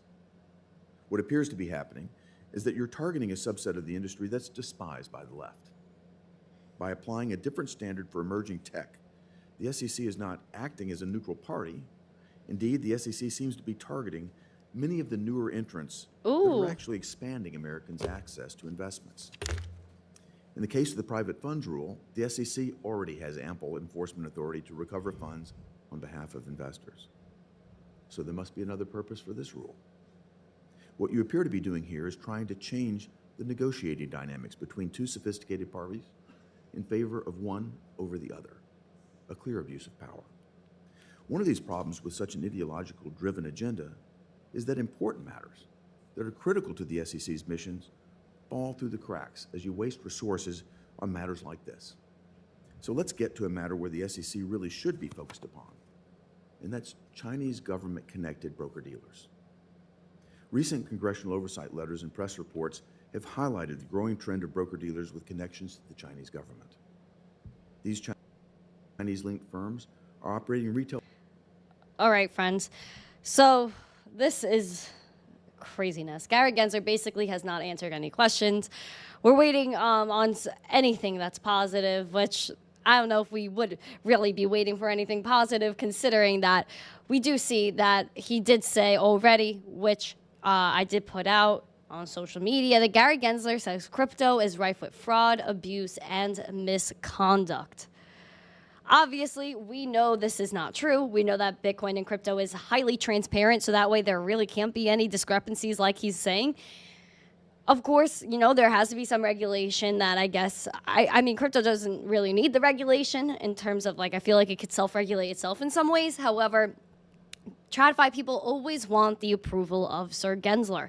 I want to wait until Loomis comes on because I know she's a savage, but I'm not sure if she's next.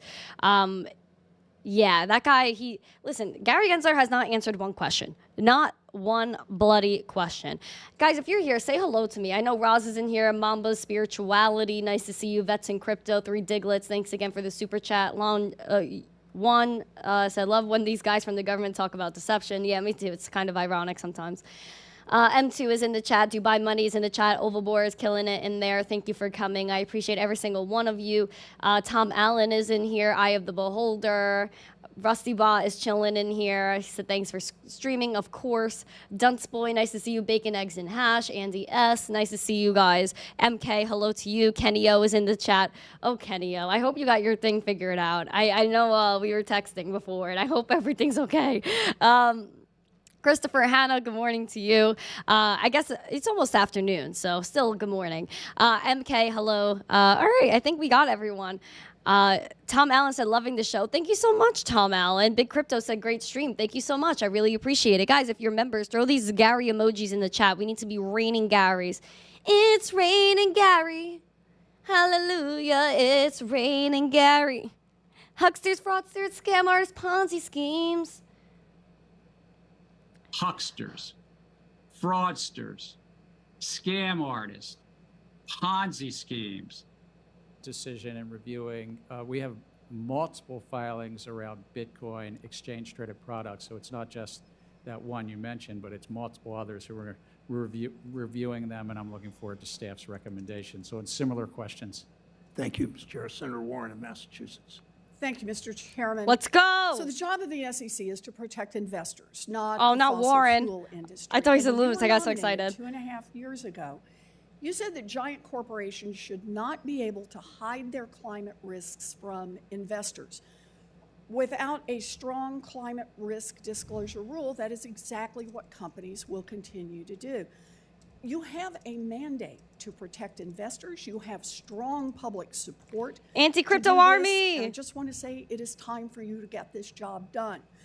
But instead of spending the rest of my time fencing with you over when you're going to get this rule out on climate and a strong rule on climate, I want to shift gears and talk about private equity.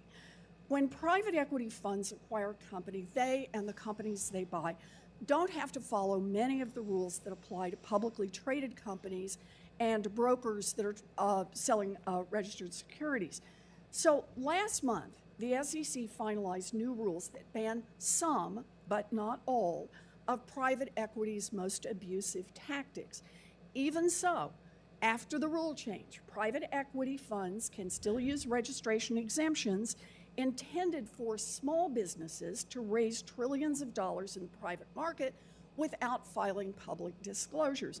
That is a great deal for private equity, not such a good deal for investors. Again, SEC's job is to protect investors, but more and more people are at risk because they're sucked into markets that have weaker rules. Chair Gensler, do you have a ballpark estimate of how much money investors poured into the private equity markets, private markets, including private equity markets, where they're covered only by the weaker SEC disclosure rules? The private funds total assets under management are about $26.5 trillion. But how much was poured in last year? Do you know the number? I want to look at what's happening now. I'm sorry, it's in the low single-digit trillions. Well, does $4.5 trillion sound right to you? We could get back, but it's probably in the ballpark. Right. Okay, it's right. So do you know how much money investors put in the same time period into the public market where they got much better protection? What you're highlighting is there's as much activity and in some years more activity in the private markets than the public markets. Do you know what the number was last year? I suspect you're going to tell me. I am. It was $1 trillion. I suspect you're going to tell me, haha. In haha. other words, the SEC is carefully regulating a public market that handles only about 1 in 4 new investment dollars, while almost 3 out of 4 dollars are going into a private market that has much weaker rules. And those weaknesses are meaningful, even after the rules change. So, for example, private equity firms selling exempt securities don't have to report audited financial data to the public. Also, they don't have to disclose data showing that a company has lost all of its contracts or is getting sued for billions of dollars. Seems to me like that is an invitation for fraud. The SEC was built so that investors could have confidence in the honesty of markets, and now 3/4 of investments that are coming in are not getting those basic protections. So, Chair Gensler, how do you explain to the American people that the SEC, whose job it is to make sure that markets are honest, is standing by while private equity and the companies they own scoop up investor money without any Please public ask a verification question, that Liz. the books are honest, or that they aren't hiding huge risks? Isn't it your job to fix that? Well, part of what we did in a finalized rule just a few weeks ago was require quarterly reporting on their fees, performance, and side letters, and then at least annual audits of those documents. So let me just say here, Chair Gensler, since we are really pressed on time, I'm not disputing that you've done good things. I hope I said that right at the beginning. You have. But these look like 2 giant holes to me. Has Liz been talking for more than 5 minutes? Like, what is going on? Represent 3/4 of all the new investment money that you're not even making these guys do an audited financial statement. Well, actually, the rule that we just finished has an annual audit in it. So it's of these private funds, not of the underlying companies, but of the private funds themselves. Well, let me just say, we're out of time. I really think that given the risks in this market, I appreciate what you've done. There's more still to do. Let's go, Liz. Keep it going. As quickly as possible. I thank you. Let's go, Liz. Senator Vance from Ohio is recognized. Thank you, Mr. Chairman. Thanks to you and the ranking member for having this hearing, and thanks to Chairman Gensler for being here. I want to just ask a few questions about personnel at the SEC, Mr. Gensler. So let's just start out with the very top, with you. In 2016, you were the CFO of Hillary Clinton's failed presidential campaign. Is that correct? I was proud to be chief financial officer to the Clinton campaign. Oh, dang. Chairman Gensler, is it also correct that your current enforcement director, Gerber Grewal, was most recently the Attorney General of New Jersey? A yes or no answer will suffice. He served his nation well, and he was Attorney General of New Jersey. So, just to recap, the Attorney General of New Jersey is the guy who refused to enforce immigration laws and cooperate with ICE. He also launched, I believe, 8 separate investigations against Donald Trump during his time as Attorney General. Chairman Gensler, is it also correct that your recently hired General Counsel, Megan Barbero, was previously Deputy General Counsel under Nancy Pelosi and litigated 2 impeachment hearings against Donald Trump? I believe she was Deputy General Counsel of the House of Representatives. Great. So, and I'll also note that one of your senior enforcement counsels is married to Peter Strzok. My point here, Mr. Gensler, is that you seem to have a very troubling pattern of hiring at an impartial regulatory agency a lot of people who seem to have a vendetta against the former president. And I fear and I worry that that has implicated itself and affected the policy at the SEC. Chairman Gensler, when did the SEC take its first enforcement action against a SPAC? Do you know the exact time? Senator, we'd have to get back to you. I don't know what decade that was. So according to my staff's research, September of 2021 is the first time that you guys at the SEC launched enforcement action against a SPAC. So I want to recap just a few things, and then I want to ask a question. First, you were Clinton's finance director in 2016, Hillary Clinton's finance director. Second, you hired anti-Trump enforcement director Grewal in July of 2021. Third, you brought in Ms. Barbero, who was the litigator on 2 House impeachment trials against Donald Trump. You have another enforcement counsel who was married to Peter Strzok. In November of 2021, Senator Warren urged you to investigate the SPAC merger involving Donald Trump's Truth Social company. And in December of 2021, just a few weeks later, you guys launched an investigation using a novel legal theory against the former president's social media company. That is some coincidence, isn't it, Mr. Gensler? Senator, it is good to meet you in person, but I Oh, think he's scared. You're not correct. What was I not correct about there? We follow the facts and the law wherever they are. And with regard to the SPAC field, the Special Purpose Acquisition Company field, there have been abuses, as you mentioned, one in 2018 that we found, and there are times that we do open investigations. So the problem that I have, Chairman Gensler, is not with you investigating SPAC mergers. The problem is investigating a SPAC merger using a novel legal theory against your boss, Ooh, $1,600 ETH, chief guys. political rival. Also against a social media company, which of course at the time, Twitter and Facebook and every social media company had banned the former president. So you can make a pretty good argument that the SEC was using its enforcement powers to silence the chief political rival of the of the current president. Now let me just offer another observation here. We are rightfully concerned in this chamber, at least on my side of the aisle, about the weaponization of the Department of Justice. But I'm increasingly worried that we should be more worried about the weaponization of the Securities and Exchange Commission. It looks more and more like not an impartial regulatory body protecting investors and consumers, but a regulatory body that it's using its power to silence and immiserate political rivals of the current president of the United States. I have just one final question on that, Chairman Gensler. Have you ever spoken to anyone at the White House about your investigation of Donald Trump's Truth Social? Sir, I don't speak. Yes or no? I don't know, sir. I'm going to answer the question. I don't speak to the White House about anything in our enforcement group or our investigations. So I'm mindful of, thank you for the answer. I'm mindful of the time here. So let me just offer one final observation. I have little hope that I could persuade you that hiring committed partisans and using the regulatory powers of the SEC in a way that looks, and I think is, politically partisan is a true threat to American democracy. But maybe I can appeal to your sense of self-interest. If you guys use the SEC in such a politically motivated way, eventually you're going to be out of power. And I have to say, Chairman Gensler, turnabout is fair play. Thank you, Mr. Chairman. Can I just, sir, Chair? I'm very proud of the agency, and I'm proud of the Division of Enforcement and of my fellow commissioners in considering these matters. He's the proud. One matter the senator mentioned actually was settled earlier this year, and it was not with the former president. It's with the company, and it's all a matter of public record, that settlement. Thank you, Chair Gensler. Senator Van Hollen of Maryland's recognized.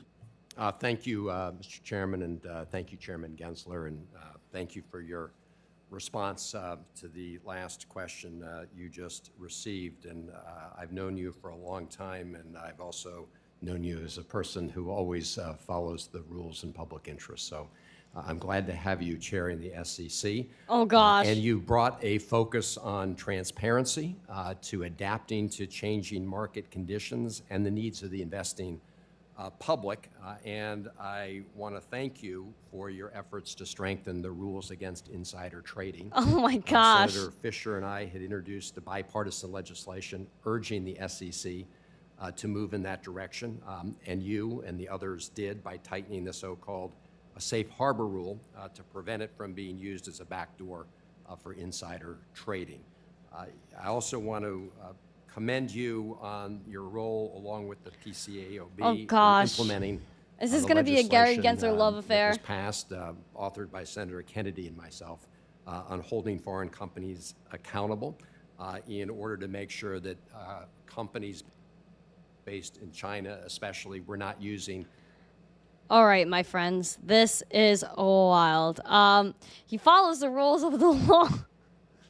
He's so awesome, Gary Gensler. All that transparency he was talking about right there. How interesting is that?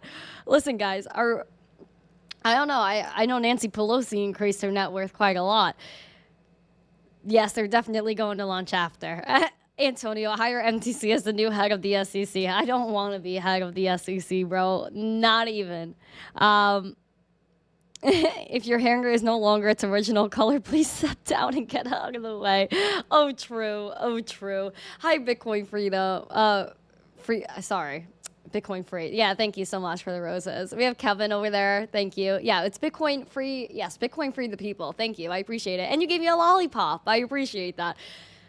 Oh, gosh, guys. I don't know. This is wild. Oh, yeehaw. Thank you for the hat and mustache. Listen, we have 110 out of 125 likes. I would appreciate it very much if you guys could hit that like, share the stream out with friends. Make sure that you guys are saying what you feel. Say what you feel, my friends. There's honestly more that we have to take care of in the world. And we have to continue and keep calm, huddle on, and do our thing in the crypto space. As Gary Gensler seems like he's not really letting up on his war that he is waging against the crypto community. Now, I would like to stick around for longer. I just don't know when Loomis is coming on, and I want to see her. Like, this is crazy. I'm waiting for it. I'm like, come on, Loomis. I want to see what's going on there. I do believe they'll bring up crypto. The ETF, there's no new news on the ETF. He won't really speak about it. We haven't heard anything about XRP. All we've heard about is that, crypto is raw with fraud, abuse, and Ponzi schemes and scams. Oh my gosh. Yes, Loomis is the crypto person. Yes, she is. That's why I'm trying to wait for her, because I think she'll drop some bombs here. But it just seems as though they're just going back and forth and talking all this smack. Hondaland, nice to see you, Hondaland. Aren't you stop loss now, Hondaland? What happened? What happened? And even this guy comes on and is like, oh, Gary Gensler is like the greatest thing since sliced bread. Like, what is going on here?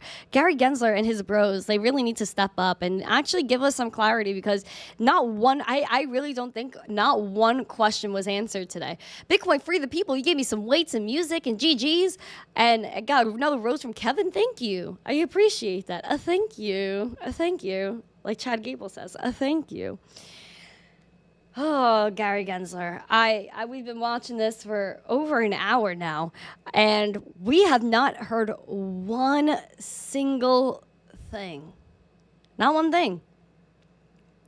Hopefully we get some crypto news today. Hopefully we hear something that's like better than what Gary Gensler is saying, because obviously we can't get any real answers out of him, and I'm still watching this guy, and he's just bloop, bloop, bloop, bloop, bloop.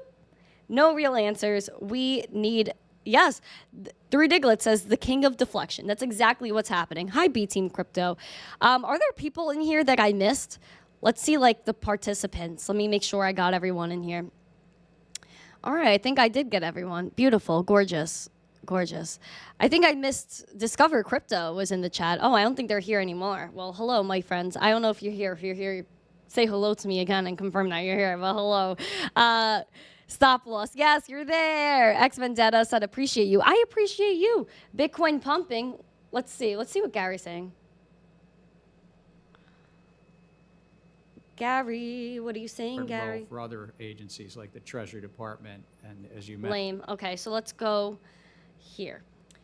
We're at 26.1 still. We're still not really moving, my friends. We had a little pump. We're up 4%, but we're not killing it, guys. We're doing it right. We're doing better than we were, but we need to get this stuff going. And make sure you guys hit the like on this new tweet. Where's my stream? There it is. Gary, please say something that matters. The investment advisor is advising. Our jurisdiction doesn't. This website is Well, not I good. do look forward to following up. Thank you, Senator. Senator Lummis. Yes, let's go, Lummis. Thank you, Mr. Chairman. Let's go, let's and go. Welcome, Mr. Gensler. My questions are substantially nerdier than my colleagues, but nevertheless, I think they're really important. I'm going to start with Staff Accounting Bulletin 121, which you know I've been harping on for about a year in relation to the Lummis-Gillibrand Responsible Financial Innovation Act. So Staff Accounting Bulletin 101 requires that companies, including banks, place crypto assets under custody on their balance sheets. And even Fed Chairman Powell has agreed that this is unprecedented in financial regulation in the U.S. So my first question is, you've said repeatedly that this is to provide greater consumer protection. And like we saw in the Celsius bankruptcy last year, when thousands of customers were made unsecured creditors, isn't it true that placing custody assets on the company's balance sheet could result in consumer assets being seized by creditors in the event of a bankruptcy, and that would hurt consumers? Senator, thank you for actually going down, as you say, The more technical rabbit holes, and I'll be The glad laugh. to Oh go my there. gosh.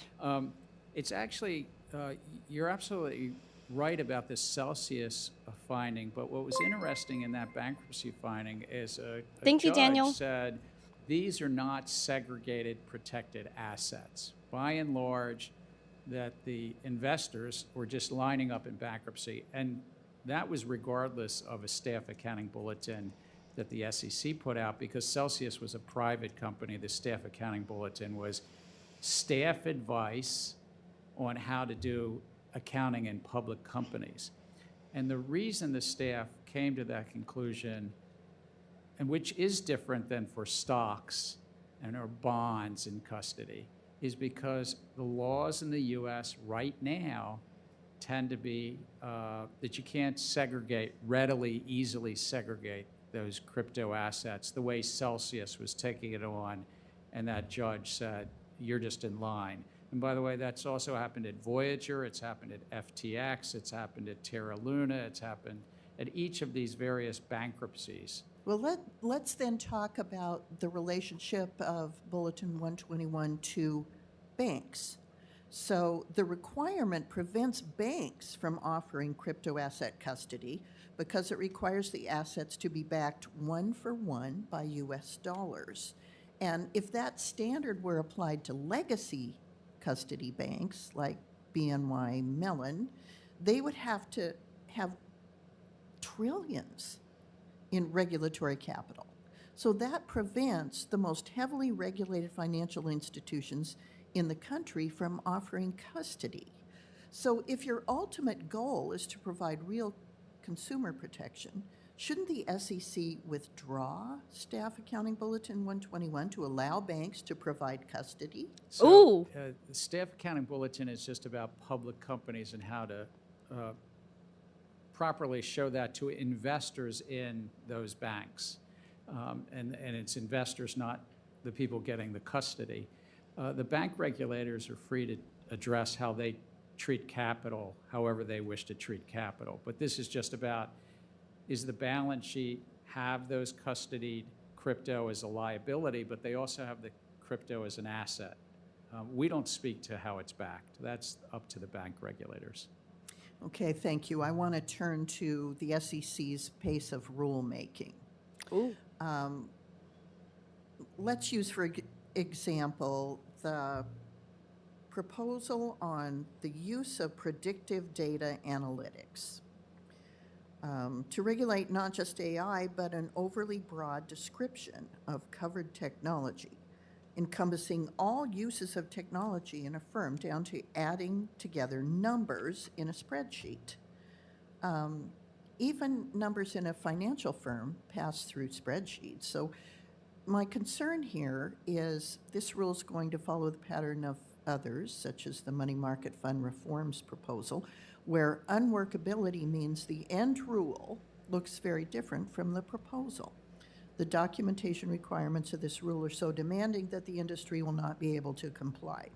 So will you commit to re-proposing the use of predictive data analytics rule if, or rather when, the commission arrives at a different approach? And be brief in your answer, Chair. Again, we take public comment serious. If we make adjustments, Another it's smirk. based upon whether it's been properly noticed and it's a logical outgrowth. And so we commit to taking public comment seriously. Thank you, Senator Lemons. Senator Smith from Minnesota is recognized from her office. He didn't even answer a question. Ranking member, and thanks so much, Chair Gensler, for joining our committee today. Chair Gensler, when you were here last fall, I asked you about the materiality of climate risk disclosures, and I think that you very effectively explained. And there we have it. We had our crypto news. Listen, man, Gary Gensler basically didn't answer any questions, which is like Gary. Like, it's not unlike him to answer a question. If he ever answered a question, I'd probably fall on the floor like, whoa. But nah, we didn't get any answers today. We're asked, oh, are you going to make rules pretty fast for crypto? No. Are you going to make it easier for people to comply? No. So we have the usual. The banks, they're saying, hey, we're going to make sure we watch those banks. But the banks are still doing illicit activity with your money. But crypto is rife with fraud and abuse and con artists and the Ponzi schemes and all the crazy, unfair and improper disclosures. Come on, everything in blockchain is transparent. There has been no questions answered, and I wish there was, which is why I played it for you guys.